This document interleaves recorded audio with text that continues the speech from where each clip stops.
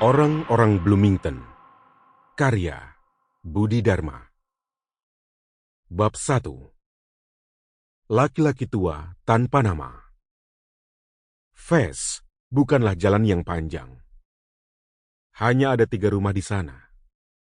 Masing-masing mempunyai loteng dan pekarangan yang agak luas.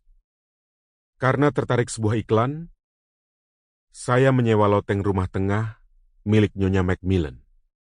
Nyonya Macmillan sendiri tinggal di bawah.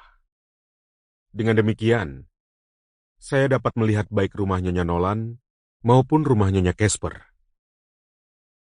Seperti Nyonya Macmillan, kedua tetangga ini sudah lama menjanda. Karena tidak menceritakan ihwalnya sendiri, saya tidak tahu mengapa Nyonya Macmillan tidak mempunyai suami. Menurut dia, Nyonya Nolan menjanda karena tabiatnya sendiri yang kasar.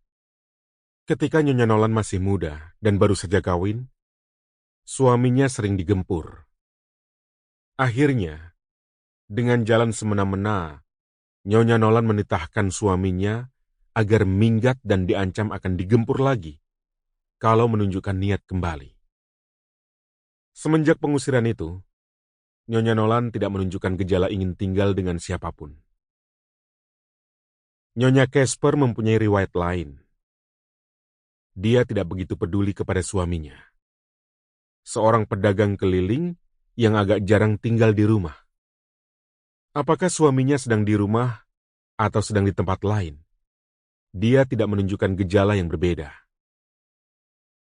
Begitu juga ketika suaminya meninggal karena kecelakaan mobil di Cincinnati.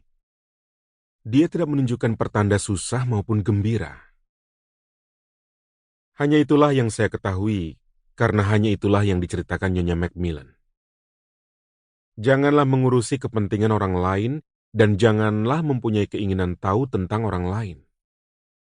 Inilah pesan Nyonya Macmillan setelah menutup ceritanya mengenai kedua tetangganya. Hanya dengan jalan demikian, katanya, kita dapat tenang.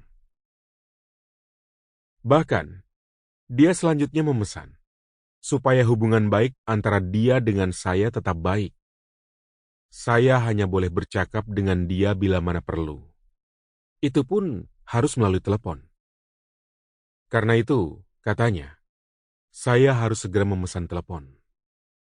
Sebelum perusahaan telepon memasang telepon saya, dia melarang saya mempergunakan teleponnya karena katanya, toh 3 blok dari Fes ada sebuah telepon umum.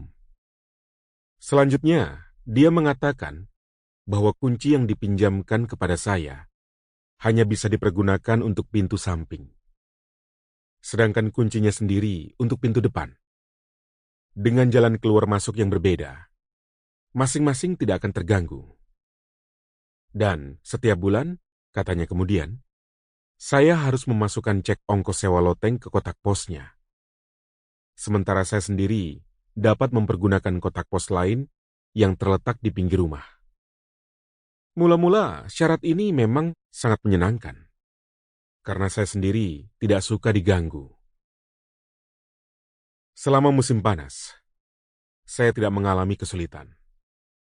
Waktu dapat saya gunakan untuk kuliah, ke perpustakaan, jalan-jalan, masak, dan sekali tempo melamun di Dan Meadow, sebuah lapangan rumput yang tidak pernah sepi. Beberapa kali saya berpapasan dengan Nyonya Nolan dan Nyonya Casper. Karena masing-masing tidak menunjukkan gejala ingin mengenal saya, setelah saya berusaha mendekatinya, saya pun menjadi enggan berbicara dengan mereka. Setelah musim panas siap digantikan oleh musim gugur, keadaan saya berubah. Berbeda dengan musim panas, menjelang musim gugur kota Bloomington dibanjiri oleh kedatangan lebih kurang 35.000 mahasiswa. Baik yang baru, maupun yang selama musim panas meninggalkan kota. Tapi, sepanjang pengetahuan saya, tidak ada satupun yang tinggal di Fes dan sekitarnya. Bloomington menjadi ramai, tapi Fes tetap sepi. Kecuali itu, makin lama hari makin pendek. Matahari makin terlambat terbit dan makin cepat terbenam. Sample complete. Ready to continue?